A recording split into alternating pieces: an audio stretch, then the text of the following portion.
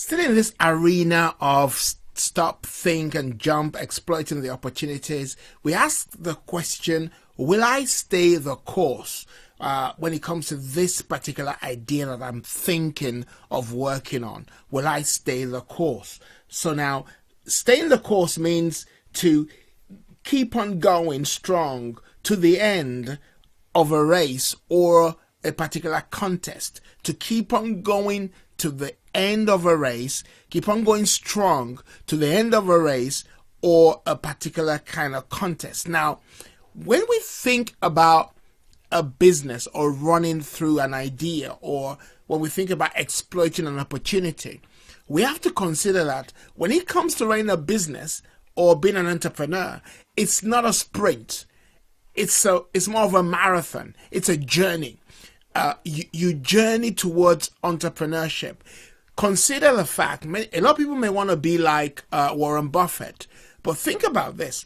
Warren Buffett was doing business since the age of 10 or something. Richard Branson was doing business since the age of 15. He started doing business. Now, think about those years.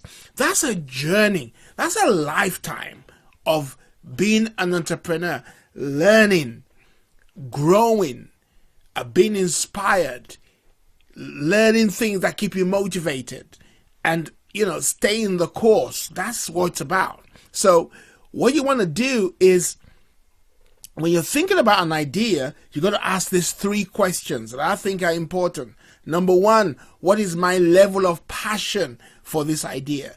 Do I have an absolute, resolute level of passion? Am I completely sold out for this idea? Do I wake up, think, breathe this particular idea as a passion? For example, I have a passion to speak. I have a passion to teach. Somebody says, well, whatever you will do without being paid for, then that's your area of passion. Okay, that's true. If you will cut grass without being paid for it because you just love seeing lovely, nicely lawned areas, then that's your area of passion. If you would sing without being paid for it, that's your area of passion. If you will paint without being paid for it, that's your area of passion. If you will code without being paid for it, I would never code without being paid for it. But that's your area of passion. So you're going to be working in your area of passion. Your level of passion will help you to stay the course. That's simply the truth. The other thing is that follows on from that is the level of commitment. And I just think it dovetails, because if you have a passion for something, when it's going wrong and when it's going very difficult, you stay on course because you have a passion for it, and then the commitment is easier to follow. If you start a business that you don't have a passion for, you don't have a commitment for it, when things get difficult, which they will, you're going to simply dump the idea and go do something else. And I've done that so many times. Just dump the idea, go do something else, because I wasn't really passionate about it. Now was I really committed to it. No, I was committed as long as the going was good.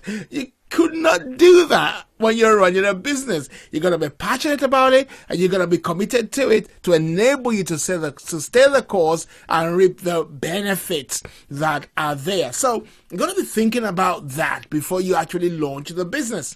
The third area that we need to consider is the exit strategy. So if I think at some point, all I want to do is build this business and walk away, is it the kind of business that you can build and walk away from? For example, I was thinking about this. For example, if you have a website that is making money, that can be sold to anybody because it's now ticking itself. It's ticking over, so to speak, when you use language of a car. It's ticking over and it's just making money. You don't need to do much to make it to make money from it because it's now being fully automated. You know, using the language of the internet people, it's now fully automated, so it's making money.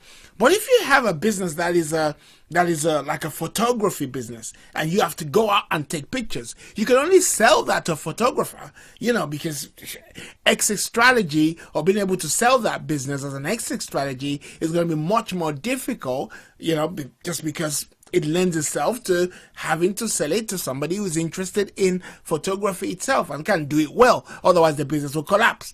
So, but there's so many. So you're thinking about, if I'm going to be able to exit, is this the kind of business where I can exit from, walk away, sell, go do something else? You know, it can run itself. You know, then you got to think about that.